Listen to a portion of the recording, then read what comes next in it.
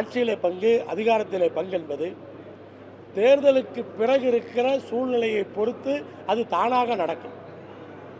இப்போது அதை பற்றி பேசுவதெல்லாம் ஒரு பத்திரிகையினுடைய கவனத்தை தன் பக்கம் ஈர்ப்பதற்காக, தான் எப்போதும் தலைப்புச் செய்தியிலே இருக்க வேண்டும் என்பதற்காக எடுக்கின்ற நிகழ்வுகள்.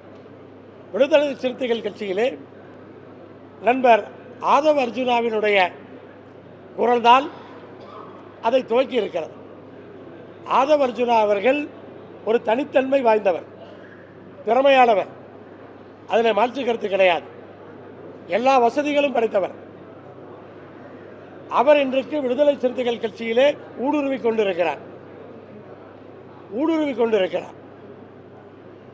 விடுதலை சிறுத்தைகள் கட்சியை அவர் இரண்டாக உடைத்து விடுவாரோ என்று கூட எனக்கு சந்தேகம் இருக்கிறது. ஆனால் விடுதலை சிறுத்தைகள் கட்சி ஜாக்கிரதையாக இருந்து கொள்ள வேண்டும்.